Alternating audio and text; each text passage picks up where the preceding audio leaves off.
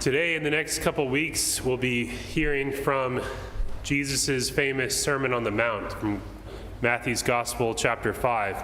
And today we have the Beatitudes, which are very familiar to us, but maybe underappreciated. The Beatitudes are like the perfect model for Christian living, and they depict to us what Christ was like.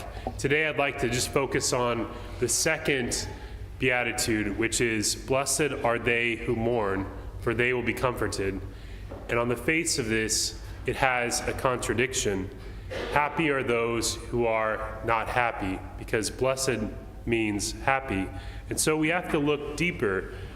As Christians, we know that all the tears, the afflictions that we have in this life will one day be replaced with consolation that comes from God. Maybe in this life, but certainly in the life of the world to come. And it is this attitude that sometimes people criticize Christianity and say it's just a wishful fantasy. It's some sort of escapist philosophy to help people cope with life, but that is not true. Our faith teaches us about the world God created, about the effect of sin, about what God has done in the world, and how we are to respond. It teaches us to live in a fallen world, or as we say in that beautiful prayer, the Hail, Holy Queen, to live in this valley of tears. So when it comes to mourning, Jesus gives us an example of when to mourn and how to mourn. Twice in the gospel we hear that Jesus cries, and neither of those times do we find Jesus mourning over trivial things. And this is something we could certainly learn from, because often we have our misplaced priorities. We grieve over things we shouldn't grieve over, and we don't grieve about things that we should grieve over. So Jesus, the first time he cries is at the grave of his friend Lazarus, who has died. And this shows us that it is good to mourn the loss of someone we love, either through death or perhaps estrangement. The death of someone we love is life's worst pain. Jesus himself experiences pain. He knows our grief and our sorrow. And so when we feel pain and sorrow at the death of a loved one, we should remember that God is there with us in those experiences. In one of the Psalms, it says something very beautiful, that God remembers every tear that we have shed. It says that he has collected them in his flask and recorded them in his book.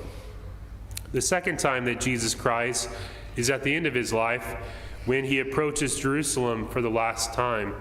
St. Luke tells us he saw the city and wept over it. This time, Jesus weeps over the evil that he finds there and over what will happen to it, how it will be destroyed for the people's unbelief, hard-heartedness, and ingratitude.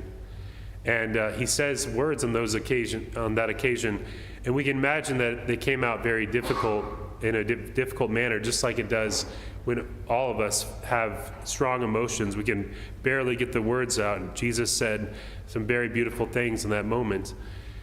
We too can mourn over the evil that we see in the world today. It doesn't take much to see this, as you have to flip on the news or check what's going on.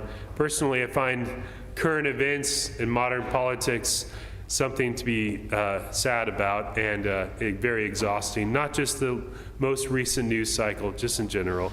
And the Bible shows us, though, that even though things are beyond our power to change, when we counter the dominion of evil through the passive resistance of suffering, we can have a positive effect.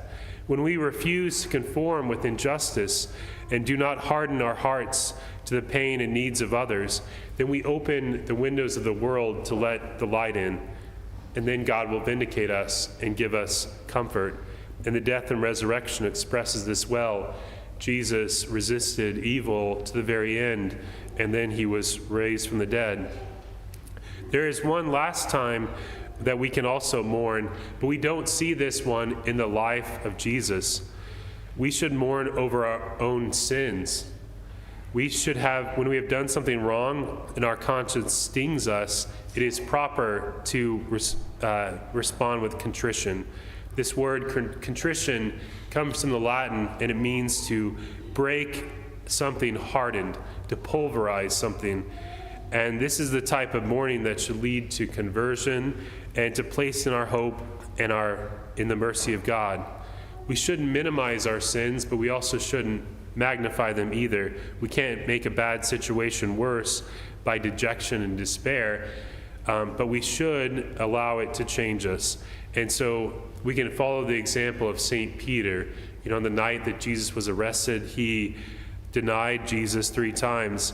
And when he looked at Jesus, he burst into tears that were healing and that plowed up the soil of his soul. And then he began anew, and he was renewed in the love of Christ. And so this is what the second beatitude means. Blessed are they who mourn, for they will be comforted. Since death, evil, and sin are always present in this life, we will have plenty to mourn over.